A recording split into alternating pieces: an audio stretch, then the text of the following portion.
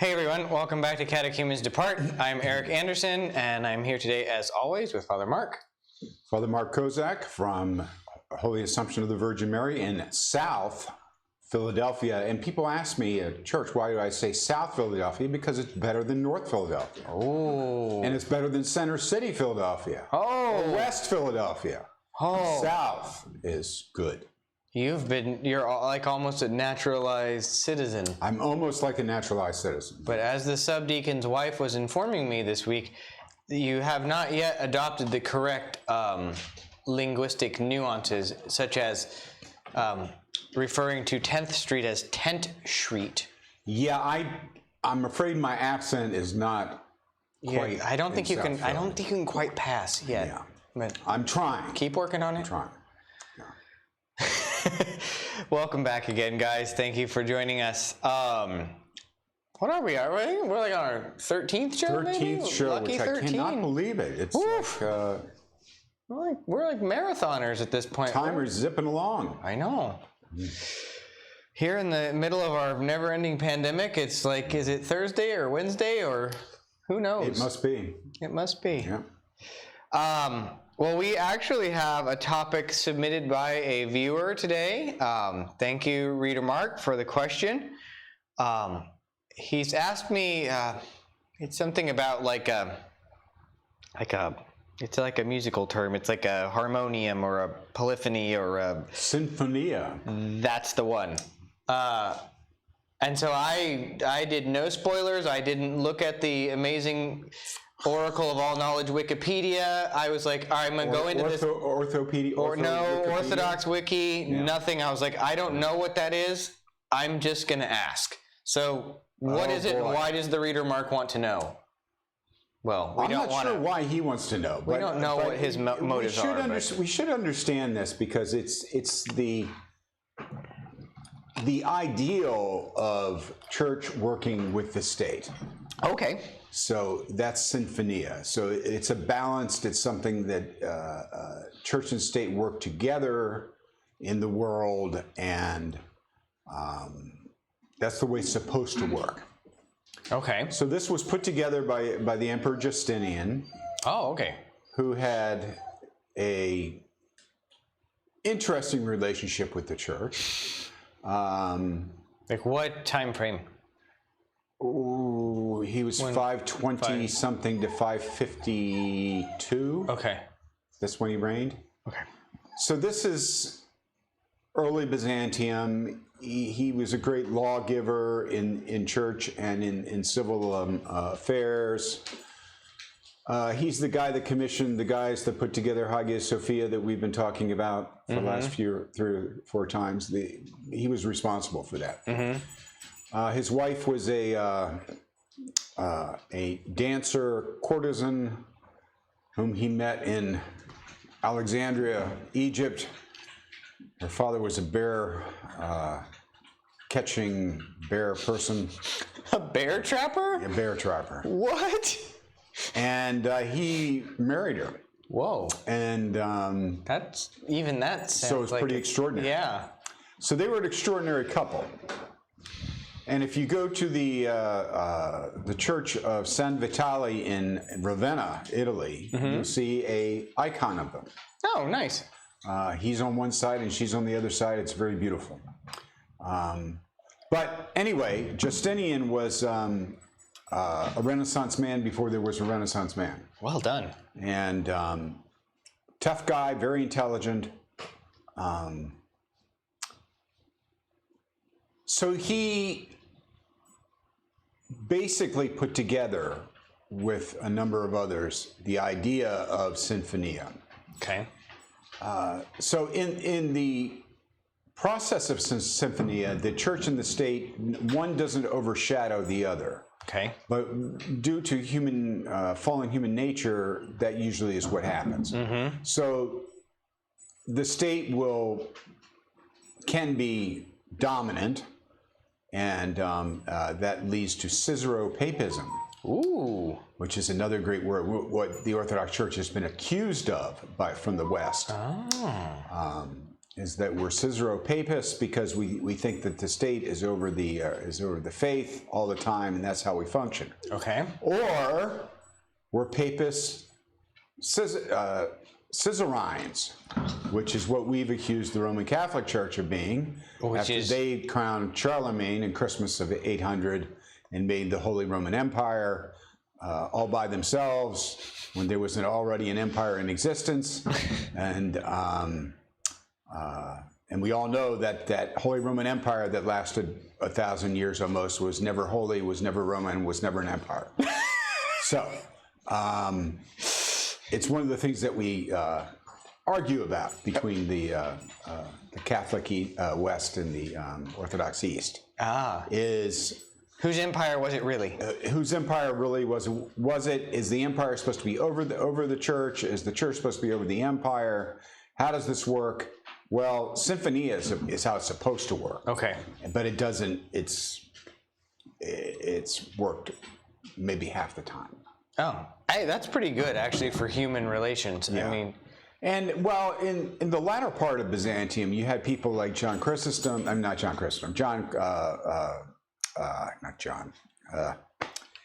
Gregory Palamas, whose father was an official in the Byzantine Empire, and he went to school with future emperors. Mm-hmm. So I mean, they knew the churchmen knew each other.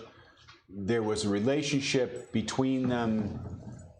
Photius the Great was an interesting example in the late 800s. The church was in a shambles and everything else, and the emperor said to his chancellor, "Look, you're the smartest guy here. You're the next patriarch." So he basically said, like, you're it. Yeah, you're it. Mm-hmm. Yeah. And Photius was a great patriarch, but he was politically a hot potato because he became patriarch in 2 days. So that's pretty quick. Yeah. And what's the usual channel for the patriarch being elected? Right now? Or just or is that like a really long? In general, basically, it was a longer. Okay. And they usually come out of clergymen, senior clergymen. That would make sense. Yeah, that's usually what happens.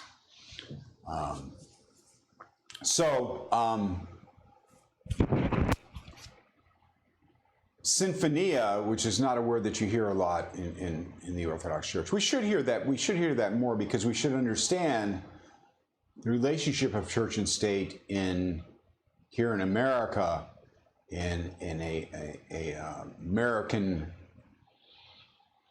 view of Symphonia. Yeah, like I wonder. Actually, it almost works. Okay. Almost. Yeah. There are a couple of problems here in America. Well, there are a couple. Let's talk about the advantages first of all. Okay. Good news first. There's no state church, so we don't have to worry about that. Mm-hmm.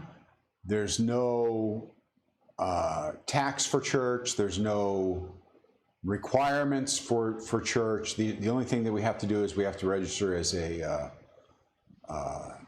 nonprofit organization to function as such. So we also function under the rules and limitations of the state and of the federal government due to for taxation and everything else, because we're nonprofit organizations and we have to be organized that way. Mm-hmm. So we have to have bylaws and so on and so forth. But the church the state doesn't control that. They just monitor that. Yeah, as long as you're within that. As long as we're in that framework, you're okay. Framework, we're fine. Okay. So. Versus like Greece, which they have the Greek Orthodox Church. Yeah, the Orthodox Church is paid by the government. Yeah. And in Georgia, the government pays for or Russia or whatever. Yeah. And so the question that somebody had for me when I did my first baptism, the young couple were from Romania, and they gave me a full set of wonderful blue vestments, and they said, "Here, Father, these are for you." I said, "Well, it's a wonderful present. I could never afford such a thing as a mission priest." And they said, "Oh, well, doesn't the United States pay your salary?" I'm going like, "No." Yeah. They take money away from me out of the $3 that I made. No, it's like, yeah, they didn't understand. in a church sponsor. We don't have a church sponsor. Right. We don't have a state-sponsored church here. There was still a bit of that residually, I think, in our old Greek church with some of the older folks. It just that they were so deeply ingrained with the idea that, like, oh, well, the church or the state already pays So for. we'll put $1 in, Yeah. you know, and $1 in the offering plate and everything else. Which in Pasadena, California, is equal to about like 32 cents somewhere else. So it's like, no. The state has not actively sponsored the church probably since 1918. In America? In America, yeah. They did before that. They did. They devoted a lot of money to the church here. The Russian mission did, the Russian church. Oh, okay. And also the Russian Missionary Society devoted a lot of funds to the church here in America. Okay. And helped sponsor clergy and church building and everything else. So we're sort of free from the demands of the state by and large in the United States. We're free in the practical way, yeah. As far as culturally, though, we have some difficulties at times. You know, sometimes Orthodoxy is described as the best secret a religious secret in America. No one knows about it, which is part of our fault. Yeah. But it's also part of not the fault of America, but the American religious machine, more or less. And by the time the American religious machine gets through a particularly ethnic group of people, especially if they're mono-religious, they have a one religious group. In the second and third generation, you've lost between 80 to 90% of the people. Yeah. And why does that happen to everybody? And it happens to everybody. Yeah, what's your thoughts on that? Because, I mean, my best friend and I talk about this sort of at length, and he's just like, America just eats religions. I think that we have too many minor gods. I think that's the first problem, is that we have too many things to worship here, like work and play and stuff and technology and politics, and you know, we have lots of minor gods here. You know, and the moment you start picking up minor gods, remember what the people did with the golden calf, and you know, when they were waiting Mount Sinai, waiting for Moses to come down, they worshipped the golden calf, and we worship the golden almost anything here. And you know, people may say, well, you know, isn't that a little hard? I said, well, no, it's not when you look at what the word worship really means. Right. And if you devote your time and your energy and your wherewithal to something, and then that can become a thing of worship. Well, there's a Protestant theologian that phrases that really well. His name is James K.A. Smith, and he has a book that's actually pretty worthwhile. It's called You Are What You Love. And his entire book is essentially about the liturgical, formative nature of the American existence. He uses a lot of the example of like the mall, which even the mall is, in 2020, that's gone too. But like, as an example of like, you are what you love, your love is what you worship, and it's what you do. It's not like what you think you love. You're like, I think I love God, but I go play golf on Sunday mornings or whatever. It's like, well, then maybe we're worshiping golf, or something like that. I know. Yeah, I know you like golf. I didn't. Well, that's true. It's true. I mean, I've had people that have done that have played golf on Sunday mornings, or soccer practice, or whatever it is, or soccer practice, or softball practice, or whatever else. My answer to them, unfortunately, is hard. You have to tell your coach or your group of folks to say, hey, you know, this is my time for worshiping God with my family and my Orthodox friends, and there's like no ifs, ands, or buts. Right. And at this cultural point, people probably look at you like you have two heads. But. Yeah. But if you want to go to, go for a party in the parking lot down at the stadium at 11 o'clock on Sunday morning before a 1 o'clock game. Exactly. Zero questions are asked. Yeah, that's a different thing. Yeah. So, obviously here, Symphonia, what does Symphonia mean? Yeah, what does that look like here? Well, here it means we have to do legally we have to do what the state requires. So we have to register, we have to have a tax-free number, we have to have, we have to work within what we're supposed to do. Now, permit me to be a little, well, go ahead and finish that out. I don't want So that's on one side. On the other side, we have the freedom, I have the freedom to go walk down the street and shake hands with people and say, come to my church over on 28th and Snyder on Sunday at 10 o'clock for Divine Liturgy. Actually, that's not true because I'm going to be on vacation. But come in 2 weeks. 2 weeks. We'll have a reader service this week, so come anyway. Yeah. But yeah, come anyway. Come down to visit church. We'd love to have you. We have great icons. And we have the freedom to do that. We have the freedom to advertise about the church. We have the freedom, but we don't have the freedom to be totally separate from the culture. We're within the culture when we do that. Yeah. We're just a unique part of culture, which is okay. That sort of sits in with Symphonia. But sometimes, like I said, sometimes it eats up our young, and people go to other places. Yeah, I've been thinking about that a lot. Do I want to? Yeah. So there's a couple directions I could drive at this moment. I'm going to be a little more controversial, perhaps. But what does it? I'm shocked.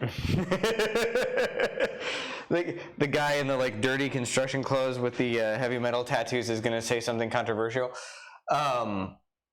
Yeah. How does this look in the specific context of 2020 when a lot of religious freedoms have been circumscribed by the state and other organizations, shall we say, have not had their freedoms circumscribed in the same way? Yeah. How does that then? Well, that then doesn't work too well, because what's happened is that the state, namely local and state, the 50 states people, are making decisions about religion where they don't know what they're talking about. So my question for them is you have people that talk to you about the economy and about the traffic and about the poor and about the needy and about medical things. Do you have any advisors about how religious things work in this country on the government, on the state and federal level?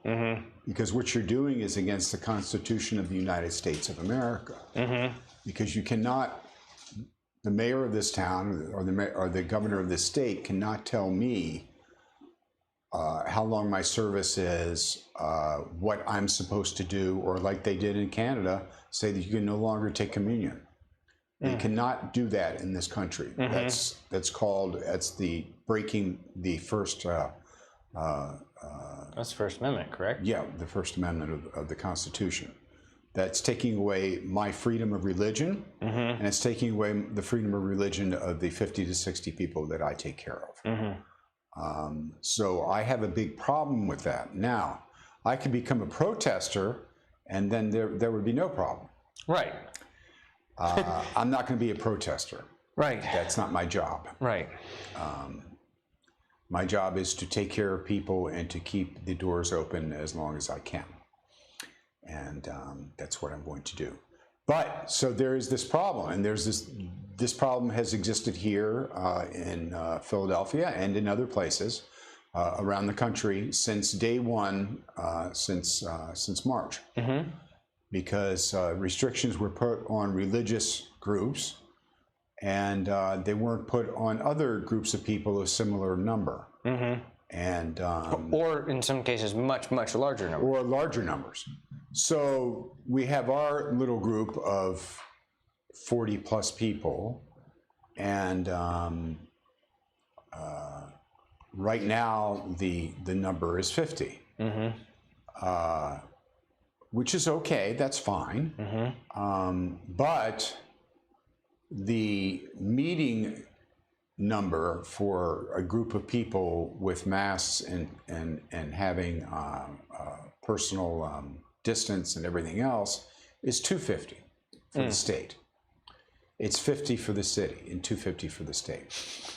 So what are we supposed to do? So this opens up a Pandora's box legally. If the police were to come in, or the governor, or the mayor of the city, what would happen? Well, we would all have our masks on, and we would be sitting in the proper places, and you know, so we would be okay in that sense. We would be following those directions, and that was a part of our opening plan from the beginning 2 months ago. We're following the law. By having more people, if we had more people in for some reason, we'd be following not the letter of the law, but the spirit of the law. Right. Or state law, but not state law, city not law. city law. So, you know, it's like, guys, make up your minds on this. And I don't really think they're interested in churches. I think, you know. Well, they are interested in them in negative ways, it looks like, if you read the news. Yeah. So they're interested if we have some problems with the virus, they're interested in that. Where in most churches that's happened, which is relatively few, it's because people have not put on masks and people have not stayed safe social distances from each other. And they've also had too many people in the church. I don't know, you know, what part of this don't you understand? I don't get it. You know. So, I mean, there was a time where we couldn't have funerals, we couldn't have other sacraments because of, you know, the social distance and the amount of people that we could have in church. But those times have ended for now. So, and I hope they don't come back again, because that was very tough. There was a time when I could not visit half of my people. Because of restrictions in one of the states that we have people in. I have people in 3 different states, and they have 3 different sets of instructions.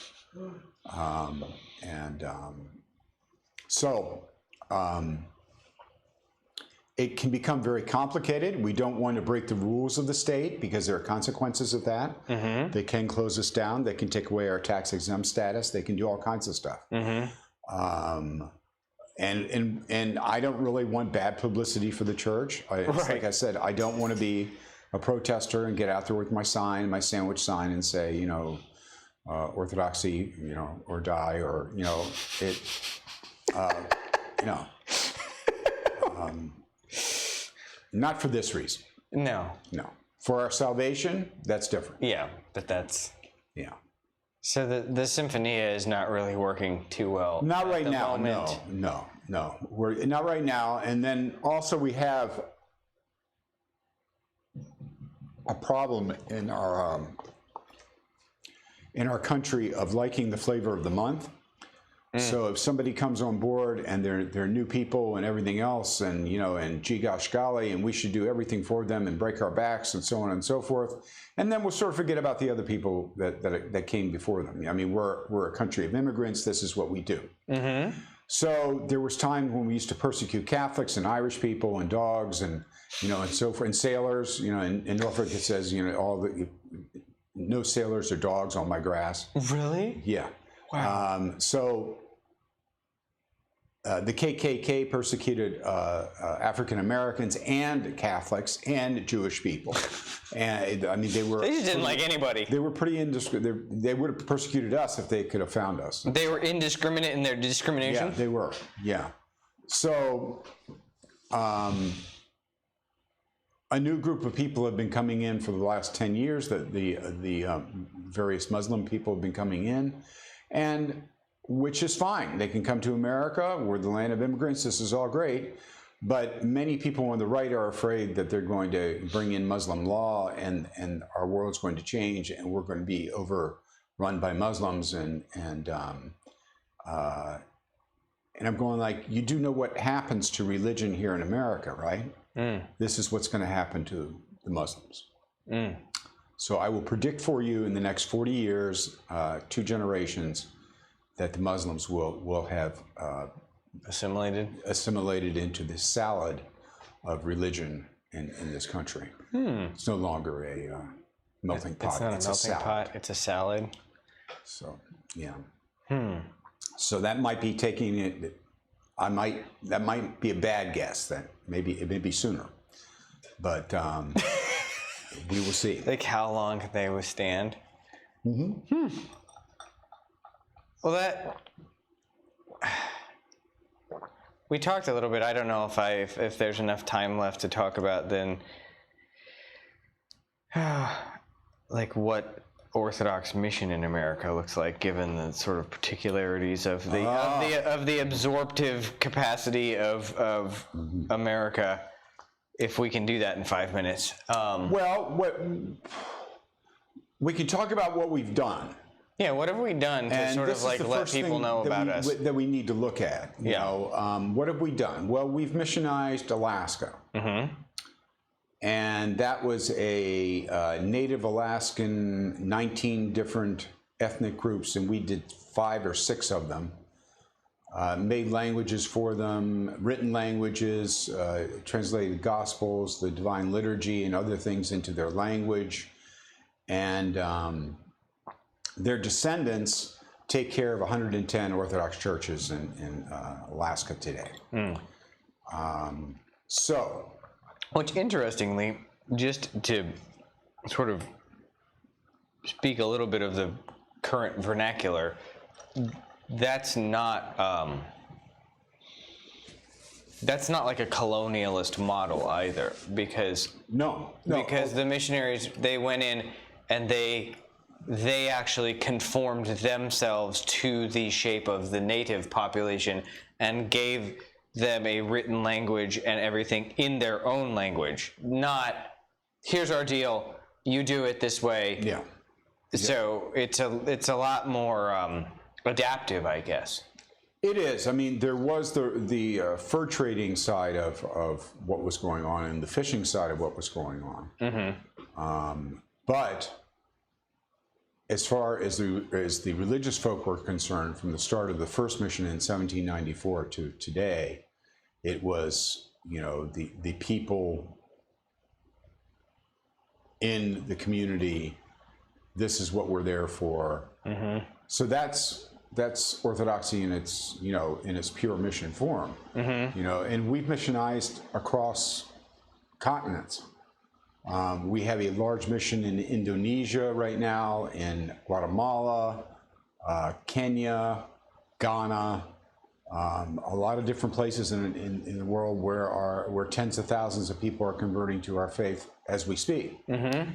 So what are we doing wrong in America? Well,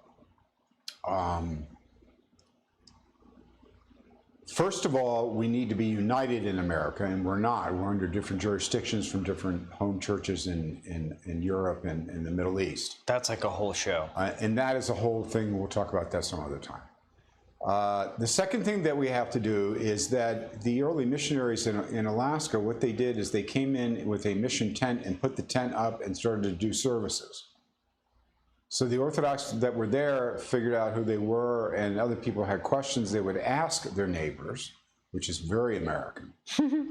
Because still probably 96% of Americans go to a church because someone asked them. You know, personally. Like, hey, you want to come with me? You want to come to my church? Come on to my church. You know, and we in Orthodox don't do that anymore. So I wonder if we feel like it's like too weird or something. Well, they feel like, yeah, but everybody else does this. So it's like, you know, like What's I don't get it. Yeah. I'm the one that's supposed to do it. I do it all the time. Yeah. Believe me. But the point here is that we had successful missions here. We had successful churches here. We go to a church that was very successful, but it's no longer the community church. Right. There are like 4 families that live within 2 blocks of our church. So it's a suburban church. It's a commuter church. It's a church that provides services in English in this particular area, in this particular city. That there is no other church that does that within a 6-mile radius. Right. And in a city, that's a long way. Yeah, it is. That's like 20 minutes. Yeah. Minimum. So the first thing that we need to do is we need to conduct services regularly. We need to have education regularly. We need to be doing something in the community regularly. Which means that we don't do something once a year. It means we continue with things. We have a continuous relationship with groups of people, which we do in our community. And once we start doing that and pray about it, which is what our job is why we come together, then things seem to work out pretty okay, or pretty good, or really good. I think it's when we plug into the Holy Spirit and understand the Holy Spirit really is a part of this. And if we don't recognize the Holy Spirit in our mission life, then we're doomed. It's just a business plan then. Yeah, it's just a business plan of A plus B plus C plus D equals E. Yeah. So, and I can manage that at any time. But I'm not here to be a manager. Right. So. Well, thank you. Yeah. That was a fun discussion. Thank you guys for joining us. As always, we will see you next week with a topic to be determined. Until then, catechumens depart.